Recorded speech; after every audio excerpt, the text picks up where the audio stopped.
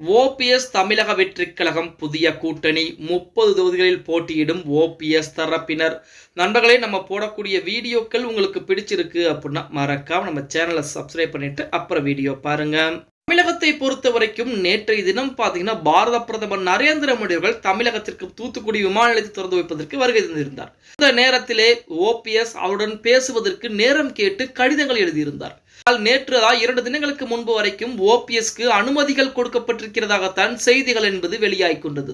இறுதி நேரத்திலே விமான நிலையத்திலே நமது மோடியை வரவேற்கக்கூடிய அந்த பெயர் பட்டியல் கூட ஓபிஎஸ் உடைய பெயர் என்பது கிடையாது.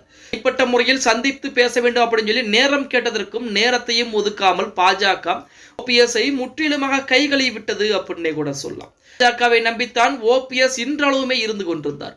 எதையாவது ஒன்று அதிமுகவில் நம்மளை பாஜக இணைத்து விடும், அப்படி இல்லை என்றால் பாஜகவுடன் இணைந்து நாம் போட்டியிடலாம் அப்படிங்கிற மாதிரி அது அடுத்தடுத்த வேலைப்பாடுகளை பார்த்து கொண்டிருந்தார். இருந்த போதிலுமே தற்போது எடப்பாடி பழனிசாமியின் பேச்சை கேட்டு பாஜக ஓபிஎஸ்ஐ ஓரம் கட்டக்கூடிய வேலையை பார்த்து விட்டது. அதாவது பாஜகவை நம்பி பாலடைந்து போயிருக்கிறார் நமது ஓபிஎஸ் அவர்கள். இனி ஓபிஎஸ் இருக்கக்கூடிய ஒரே ஒரு வாய்ப்பு என்ன அப்படின்னா புதிய கட்சி தொடங்குவதுதான் ஒரே வாய்ப்பு. புதிய கட்சி தொடங்கி தனிப்பட்ட முறையிலே எந்த கட்சியுடன் கூட்டணி வைக்காமல் தமிழகத்தில் போட்டியிடுவாரா அப்படின்னு பார்த்தா வாய்ப்புகள் என்பது கிடையாது. தென் மாவட்டத்தில் மட்டும்தான் ஓபிஎஸ்க்கு ஆதரவுகள் அதிகமாக இருக்கு. அதைத்தான் ஓபிஎஸ் உடைய அரசியல் ஆலோசகர் கூடிய பண்ருட்டி ராமச்சந்திரன் என்ன சொல்கிறார் அப்படின்னா, நமது ஓபிஎஸ் இனி வரக்கூடிய காலங்களிலே புதிதாக ஒரு கட்சியை ஆரம்பித்து அந்த கட்சியின் மூலமாக தமிழக வெற்றி கழகத்துடன் கூட்டணி என்பது வைத்து தென் மாவட்டம் மட்டுமல்ல தமிழகம் முழுவதும் தனக்கான பலத்தை நிரூபிக்க போகிறார். நிறுவதற்குரிய வேலைப்பாடுகளைத்தான் பார்த்து கொண்டிருக்கிறார் அப்படிங்கிற தகவலை நமது பண்ருட்டி ராமச்சந்திரன் சொல்லி, ஓபிஎஸ் அவர்களை பொறுத்த வரைக்கும் இனி பாஜகவிற்கு எதிராகவும் அதிமுகவிற்கு எதிராகவும் தான் போட்டியிடக்கூடிய ஒரு சூழ்நிலை என்பது இருக்கு. அதிமுகவிலும் இணைவதற்கு வாய்ப்புகள் என்பது கிடையாது.